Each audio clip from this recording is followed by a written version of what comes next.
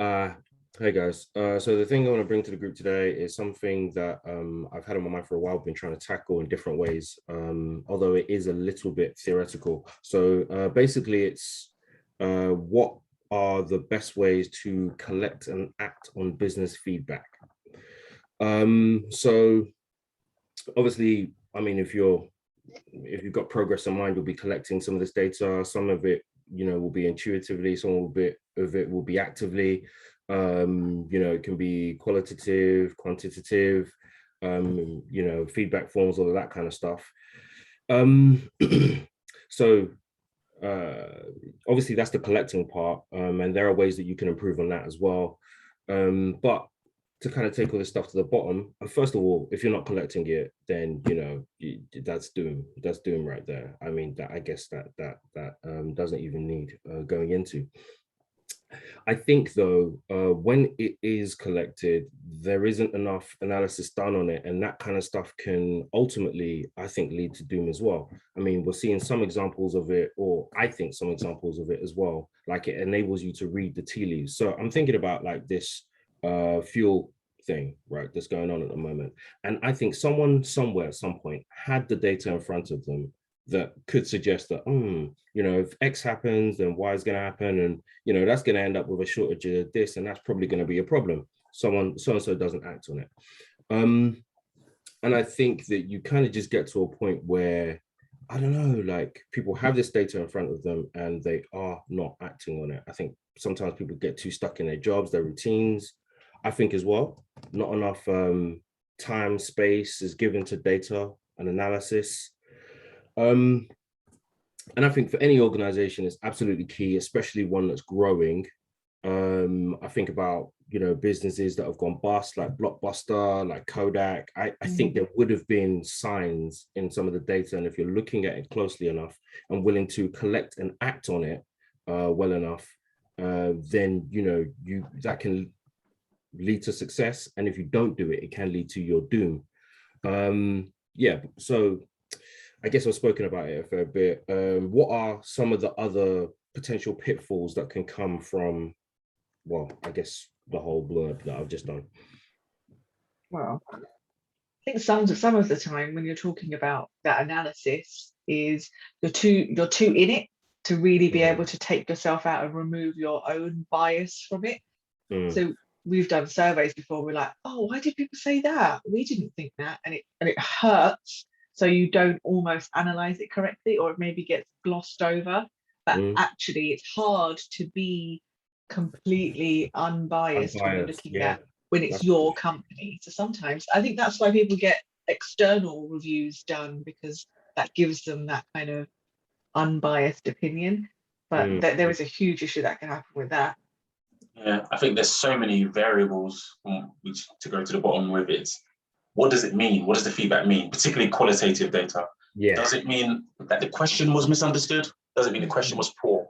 Does it mean that the person who done it in a hurry, in a rush, and didn't really care that day? Does it mean that that person is a particular person who was looking for trouble? Like, Mm-hmm, how many people till you trust the data? mm-hmm, And then even if the question is correct, does it mean that the thing you're getting feedback on was bad, or does it mean that it was brought to market in the wrong way? mm, And so your questions have to be so specific, because your process or your product might be okay, but it might be how you packaged it. It might be something specific about it that's turning people off.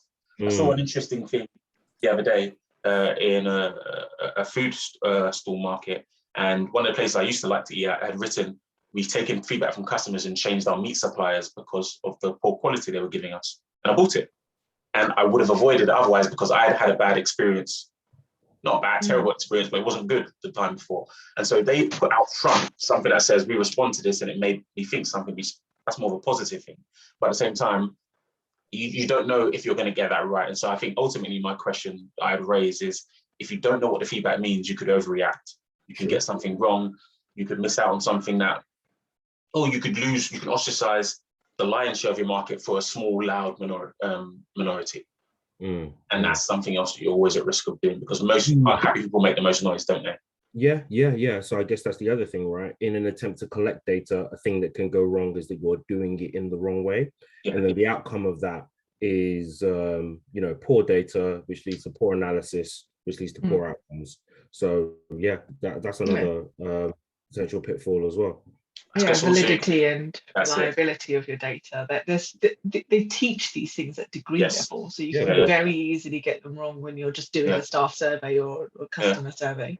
Yeah, and the currency is added to that, isn't it? Because how long do you hold on to somebody or even a survey or quantitative that says that something's really good, but culture has shifted and you're still living off the fact that this was good last year? When does it end? When do you need fresh data to say, yeah, that used to be what people wanted, but now actually people don't like to have old diesel. That's the old diesel. Now they're trying to move towards electric, for example. So you're still building your cars based on your surveys 10 years ago, you're going to miss the whole thing. Yeah, Kodak, Blockbuster, you know, I'm sure their numbers were good at one point, but they didn't read the tea leaves, and Netflix comes along and, you know, that's the end of that story. Yeah. All right, so to bring it back or take it back up to the top now, what are some solutions or best practices, I would say? I mean, it's such a complex area that you can't slap a bow tie on it, but what are some, best practices? I think if we go back to that reliability, validity thing, do you have the knowledge on how to collect data so that you minimize bias, the interviewer effect, even there's things like that with qualitative data that you're gathering. Are you asking open-ended questions? There's so much behind that someone's job has to be, how has this data been collected and how reliable was my methodology in doing it? Yeah. Is this the best way to do this? Is the question that you need to be asking first as a standard question. Obviously that's complex and breaking it down, but is this the best way to do this? As a starting point. I think for me personally, I like quantitative data. There just tends to be less room. Obviously, you can still get the stuff wrong, right? But it's just easier to break down and analyze quantitative data. You know, how many people are looking at this or turn up at this website or, you know, want to buy that, call in on this day or whatever. It's easier to analyze that than it is someone saying, oh, I didn't like that person because they didn't smile at me and da da da da. Do you know what I mean? So I think that's the thing for me. I like to try and make it as quantitative as possible. And there's definitely benefits to that because you can group it and find trends. And to be honest, most feedback tends to be most reliable. The more it's populated, the more numbers you have, the more you find the trends and the patterns. Whereas qualitative data gives you something more detailed, where it's harder to group together, and you're then more depending on one person's personal whim. But there's definitely a place for qualitative data. Oh yeah, 1,000. And if you don't, and that might be, I don't know which one's harder to, I guess quantitative data, you want to make sure your questions are correct and you just group them. Qualitative data, it's what can you respond to? And I think you have to ask questions in a way that you can respond. Because if you ask a question in a way that just makes somebody upset or regurgitate something, you might just receive it and be like, oh, that's not very nice. Because you almost need to make sure that maybe in a qualitative survey or data gathering exercise, it needs to be with the intentions of, or the knowledge that you might be able to respond to these things at some level, and how you do that is going to be difficult. And also it might be part of a process that later relies on another form of feedback. So you can take the qualitative data and then put it through a quantitative system and say, how many people would like us to do X or Y in response to that? Yeah, they don't have to be one or the other. You can use a mixture of the two. For sure. Okay, all of that is like speaking about, I guess, collecting it and what you want to collect. But again, the other half of it is what are some best practices to kind of act on that data. That's a whole other kettle of fish as well. You know, I mean, if you look at me buying that food that day, the transparency is what helped them. Now, if they changed, if people come back, because think about it, it's food, people just walk up and say, I didn't enjoy that. And I remember thinking to myself, how many people actually bother to do that? Because I normally wouldn't. You just throw it away or discard it or eat it. That wasn't nice and move on. They managed to get enough feedback somehow, which I recognize it because I remember thinking this wasn't nice last time. And then they put it and plastered it on the front. And without that transparency, no one would know that they've made that change. It would just have that bad old reputation. So I don't know how they gathered that information, but the fact they were transparent with the changes didn't let me know that it was going to be good, but it let me know, oh, let me give it another chance. And so if you've had a bad experience somewhere and they're transparent about what they're doing to change it, then you at least have the opportunity to give them another chance and see if the changes meet your needs. Yeah, I guess yeah, obviously that's a brilliant example. I think something that I'm realizing now is maybe a bit of a gap in the way that I phrased the question is obviously you've got the collection phase and you've got the action phase, but there's a bit in the middle, which is the analysis phase. Yeah. And that in itself can be like a whole other minefield as well. You know, what are the best ways to analyze your data? I mean, it's such a complex thing. Yeah. Um, And you can make your data look exactly how you want it to Yes. look. We know that you can manipulate data. So Yeah. it's maybe having a first sift from a first analyzer, and then that gets reviewed by another batch of people, so that you minimize some of that bias or potential just bad analysis. So you missed something huge.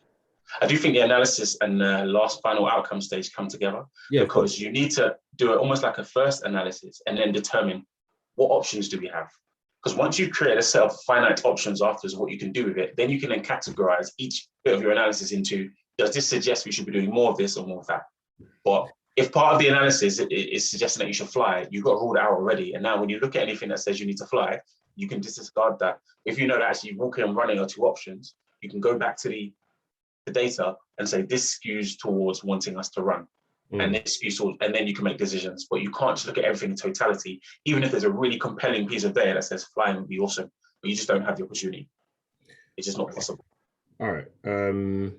Yeah, I think there's a lot of good nuggets in there. Obviously, it's a really complex issue. But I need one rational and one radical from y'all. Let's try and surmise this for me, this infinitely complex issue. When you're ready, guys. So are we answering to what to do with that data? So any of your best ways to collect and act on a business feedback, or even if you want to take one stage of it, even if it's just the collection phase or the analysis or the action phase. I don't know if I can be radical about that. I'm trying to be wild. Well, there's a radical approach, which is it's been satired, is that you go to the person and say, well, you just lost a customer. It's like, bye-bye, there's more of you. So you just, as long as there's some people who like it, you just appeal to them.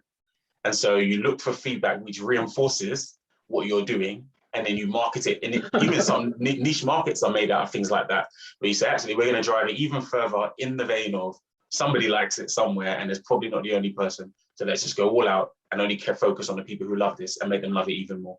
And we're going to make Marmite more Marmite, and that's how we're going to live and die. Marmite have enough people hating it, and they've just ignored it all these years and said, well, let's keep focusing on the people who love it and just go down that road. I mean, it does depend on the business. That does sound like the road to Kodak. But yeah, that's definitely an approach. I think especially for niches as well, it's a very radical, shall we say.